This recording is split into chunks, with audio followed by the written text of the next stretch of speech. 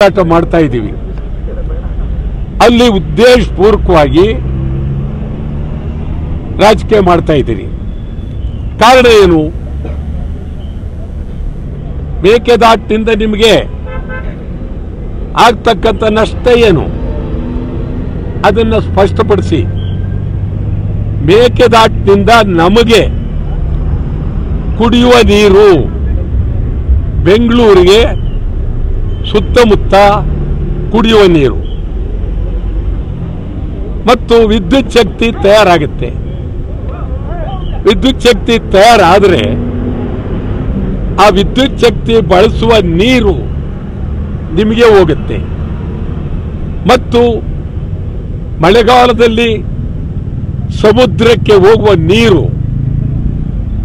ಮೇಕೆದಾಟಿನಲ್ಲಿ ತಡಿತೀವಿ. ಜೊತೆಗೆ ನಿಮ್ಮ ಡ್ಯಾಮ್ಗಳು ಜಲಾಶಯಗಳು ತುಂಬುತ್ತವೆ. ಮೆಟ್ಟೂರು ಜಲಾಶಯ ಇರ್ಬೋದು, ನಿಮ್ದು ಯಾವುದೇ ಜಲಾಶಯ ಇದ್ರು. ಮಧುಕೇಶ್ವರ್ ಹೆಗಡೆ ಜೇನು ಕೃಷಿಯಿಂದ ವರ್ಷಕ್ಕೆ 50 ಲಕ್ಷ ಗಳಿಸ್ತಿದ್ದಾರೆ. ನೀವು ಕೂಡ ಅವರಿಂದ ಕಲಿಬೇಕಾ? ಅವ್ರ ಜೊತೆ ವಿಡಿಯೋ ಕಾಲ್ನಲ್ಲಿ ಮಾತಾಡಬೇಕಾ? ಈಗಲೇ ಫ್ರೀಡಮ್ ಆ್ಯಪ್ ಡೌನ್ಲೋಡ್ ಮಾಡಿ. ತುಂಬುತ್ತೆ, ನಿಮಗೂ ಒಳ್ಳೆಯದು. ರಾಜಕೀಯ ಬಿಟ್ಬಿಡಿ.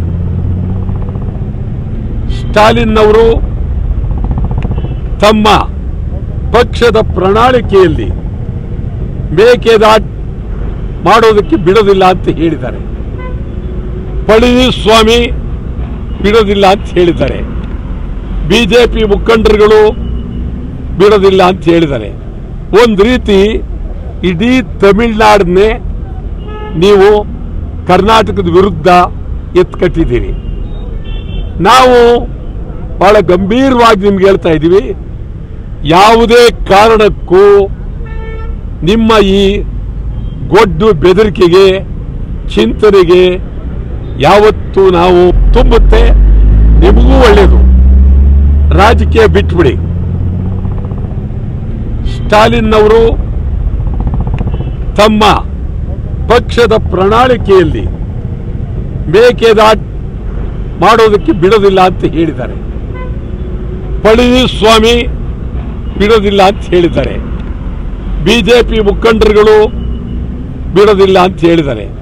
ಒಂದು ರೀತಿ ಇಡೀ ತಮಿಳುನಾಡನ್ನೇ ನೀವು ಕರ್ನಾಟಕದ ವಿರುದ್ಧ ಎತ್ಕಟ್ಟಿದ್ದೀರಿ. ನಾವು ಬಹಳ ಗಂಭೀರವಾಗಿ ನಿಮ್ಗೆ ಹೇಳ್ತಾ ಇದ್ದೀವಿ, ಯಾವುದೇ ಕಾರಣಕ್ಕೂ ನಿಮ್ಮ ಈ ಗೊಡ್ಡು ಬೆದರಿಕೆಗೆ ಚಿಂತನೆಗೆ ಯಾವತ್ತೂ ನಾವು